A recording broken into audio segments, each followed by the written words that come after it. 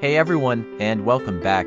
Today, we're diving into the wonderful world of baking, and I want to share something a little personal with you. I wasn't always the confident baker I am today. In fact, there was a time when the mere thought of a recipe felt like deciphering an ancient scroll. My first attempts were, well, let's just say they were more experimental than edible.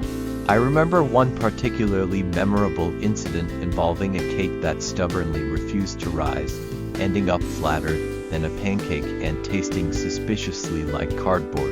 It was disheartening, to say the least. I almost hung up my apron for good. But then, something shifted. I realized that baking, at its heart, isn't about perfection from the get-go. It's about a journey, a process of learning and discovery. And the most important ingredient, I found, isn't flour or sugar, but patience and a willingness to embrace the imperfections. So, if you're just starting out, or if you've had your own cardboard cake moments, I want you to know you're not alone. My biggest tip, the one that changed everything for me, is to start simple. Don't jump straight into a multi-layered, intricately decorated masterpiece. Pick a recipe that has fewer ingredients and straightforward steps. Think about classic cookies, a basic loaf of bread, or a simple muffin. These are your training grounds, your chance to get a feel for the dough, to understand how ingredients interact. Another game changer was learning to read the recipe thoroughly before I even touched a single ingredient. It sounds obvious, right?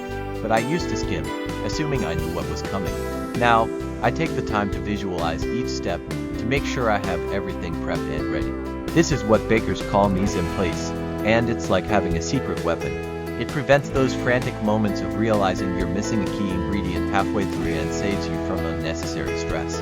And speaking of ingredients, don't underestimate the power of quality.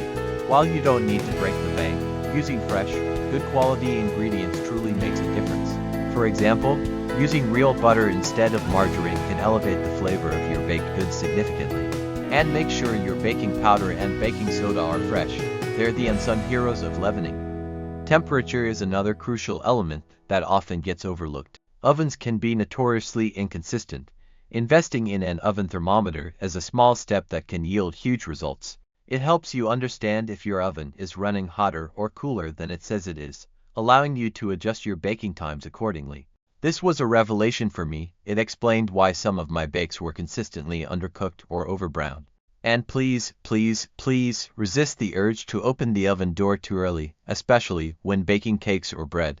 That rush of cold air can cause your beautiful creation to collapse. Trust the process, peek through the oven window, and wait until the recipe tells you it's time. Finally, and this is perhaps the most important piece of advice I can offer, be kind to yourself. Baking is a skill that develops over time. Every bake, even the ones that don't turn out perfectly, is a learning opportunity. Don't get discouraged by a less than ideal outcome. Instead, try to understand what might have gone wrong, make a note, and try again. The joy of baking isn't just in the final product, but in the process of creating, experimenting, and the sheer satisfaction of bringing something delicious to life with your own hands. Thank you so much for joining me today. I hope these tips help you embark on your own baking adventures with a little more confidence and a lot more joy.